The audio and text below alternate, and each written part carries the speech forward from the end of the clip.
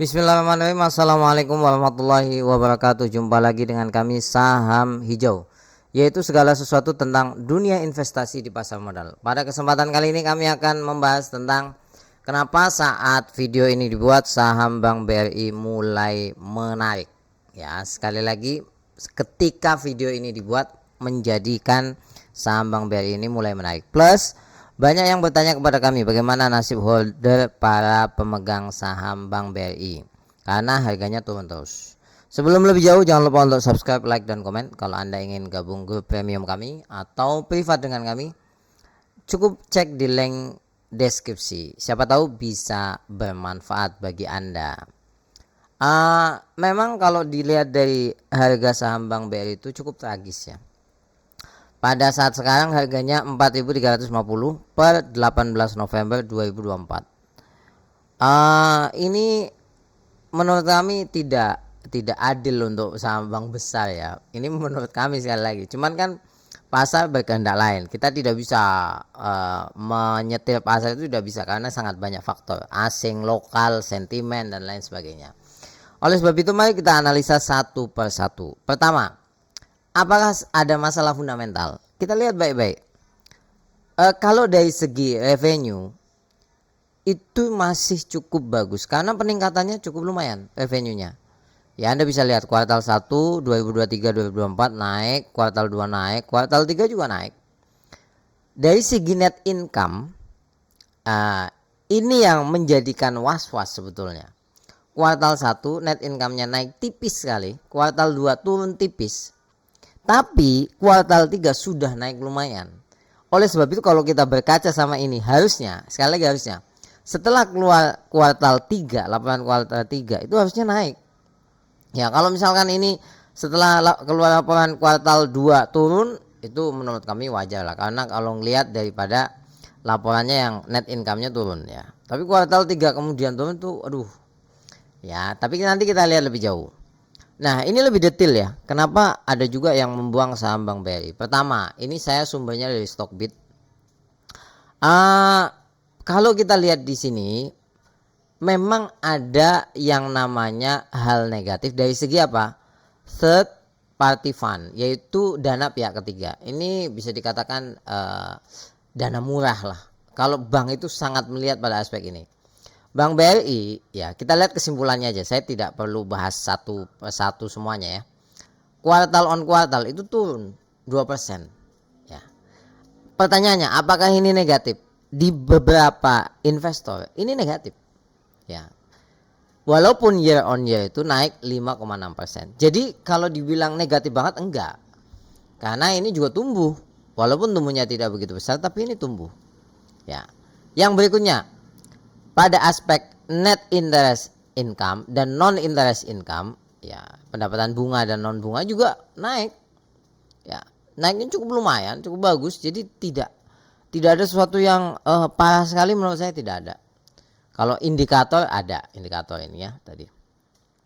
Oleh sebab itu kalau kita ngelihat dari segi sini ya, bahkan NPL gross-nya, non performing loan-nya itu juga turun ya, kuartal 3 2004.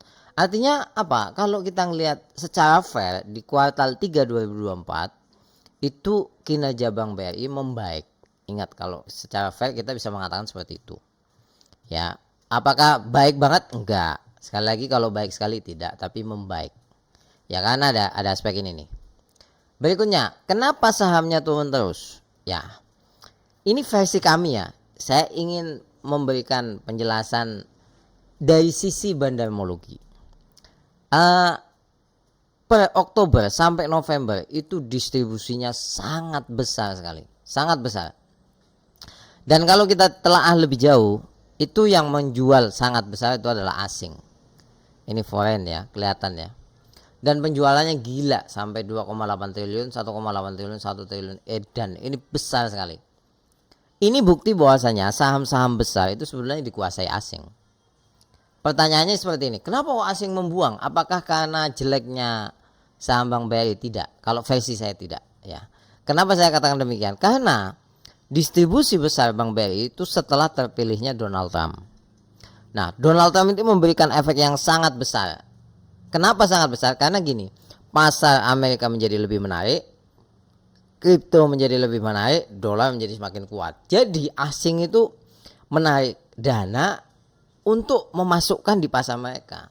Ya sederhana saja, ada pasar yang lebih menarik daripada Indonesia yang stagnan di situ-situ aja, naik turun lagi, naik turun lagi, naik turun lagi. Jadi ya diambil aja, sederhananya seperti itu.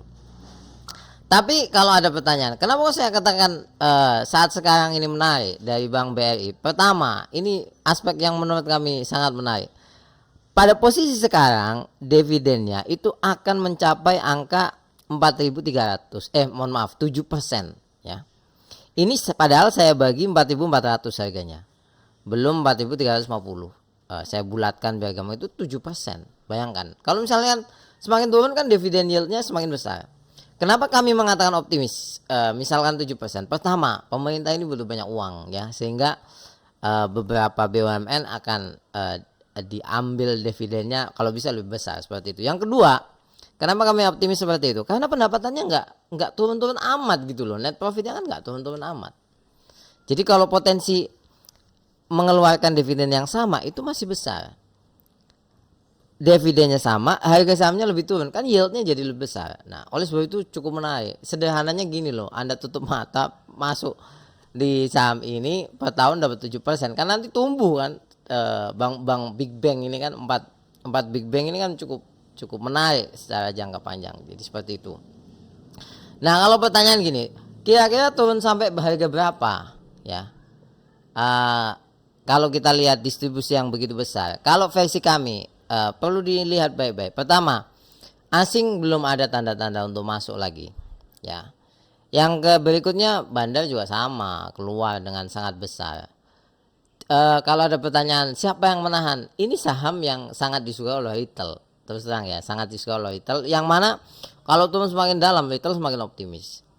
Bahkan pada beberapa hari yang lalu itu ketika saham Bank BRI itu terjadi reversal sedikit, itu saya lihat beberapa broker yang identik dengan retail itu akumulasi dengan cukup banyak. Nah, kalau pertanyaan kira-kira turun sampai harga berapa? Kalau dilihat dari chart ini ya, itu memang paling akhir itu di angka 4.100. Tapi kalau versi kami, ya, itu kemungkinan titik akhirnya adalah 4.200. Kenapa kami mengatakan kemungkinan terakhir 4.200? Pertama, ya, kita lihat dari bid over. Yang kedua juga kita lihat dari perlawanan jual beli yang kami perhatikan beberapa hari ini. Ini versi kami ya. Sekali lagi, kalau di saham itu kan hanya prediksi. Kebenarannya 50-50, ya. Jadi Anda bisa mempercayai, Anda bisa tidak. Yang berikutnya, kalau ada pertanyaan, apakah bisa naik lagi? Jawaban saya bisa. Ya. Kenapa saya katakan demikian? Karena gini, banyak berita mulai muncul. Ya, biasanya kalau saham-saham besar berita mulai muncul, itu tandanya sudah ada yang menahan, antara dua hal, dia nggak kuat butuh bantuan, atau memang sudah menaik seperti itu. Nah, ini 1 week ago ya, ini 6 days ago, ini menyampaikan bahwasanya Bank BRI ya kan 7% kan, bisa yield dividennya 7%. Jadi seperti itu. Oleh sebab itu saya mengatakan bisa naik, bisa ya. Nah, ini juga bid over ya, Anda bisa lihat. Memang tekanan jual masih tinggi ya, karena sekali lagi bukan karena kinerja jelek, tapi dana asing itu pengen keluar, sehingga walaupun di sini bidnya sudah cukup kuat, Anda bisa lihat ini 100.000, 128.000, tapi jangan salah, ini jebol ini pada waktu penutupan di 4.350. Ya, ini saya screenshot sebelum penutupan ya, itu masih seperti ini, kemudian ketika penutupan 4.350. Jadi versi kami ya masih tetap akan bisa jebol. Ini mirip dengan Telkom, mirip dengan beberapa saham besar lain yang sebenarnya biasa-biasa aja, tidak ada masalah besar tapi didistribusi dengan besar ya. Yang berikutnya, sampai harga berapa kira-kira di akhir 2024? Ini prediksi, sekali lagi prediksi ya. Kalau versi kami, untuk menembus angka 5.000 akhir tahun agak berat, menurut kami agak berat.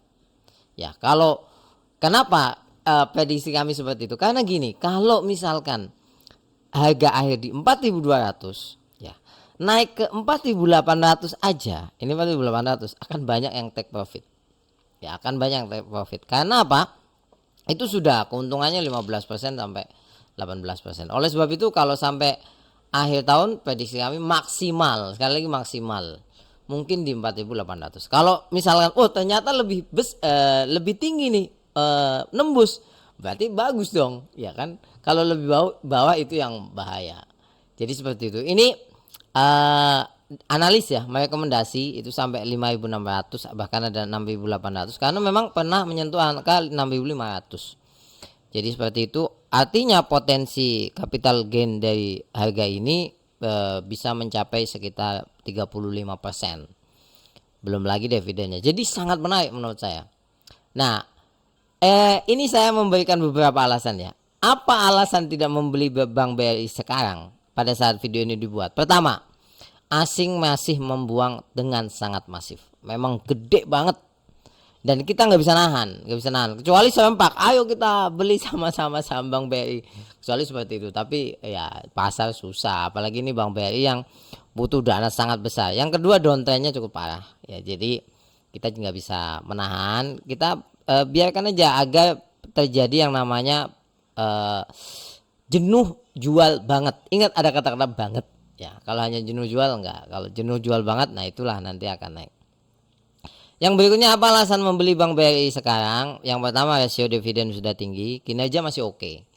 Bagus banget enggak, tapi masih oke. Potensi kenaikan sampai 30%, dan banyak retail yang menyukai saham ini. Ya, sangat banyak retail. Saya sering melihat foto retail itu, kepemilikan di Bank BRI itu menjadi kepemilikan yang sangat besar di portonya masing-masing. Jadi seperti itu. Ini kalau versi saham hijau ya, kinerjanya menurut kami oke, walaupun enggak bagus banget. Valuasi juga oke. Prospeknya menurut kami masih oke. Resiko menurut kami standar. Kenapa kami katakan standar? Karena potensi penurunan mencapai di atas 10% untuk harga sekarang itu semakin mengecil. Sekali lagi, bukan berarti tidak ada, tapi sekali lagi potensi. Di pasar modal kita tidak bisa mengatakan pasti, tapi kita hanya bisa mengatakan potensi. Jadi seperti itu, disclaimer on ya. Kita tidak menganjurkan beli atau menjual, karena sekali lagi kami sampaikan hanya menarik, dan kemudian apa alasan menjual dan apa alasan membeli. Sampai ketemu lagi, tetap semangat. Pasar modal selalu seperti ini. Tidak ada saham yang akan naik terus, tidak ada pula saham yang akan turun terus. Hanya kita menunggu waktu dan kapan waktu yang tepat untuk bisa memanfaatkan kenaikan dan menghindari penurunan. Sampai ketemu lagi, terima kasih banyak. Kalau ada sanggahan atau ada usulan, cantumkan aja di kolom komentar. Semoga bisa bermanfaat bagi kita semuanya. Assalamualaikum warahmatullahi wabarakatuh.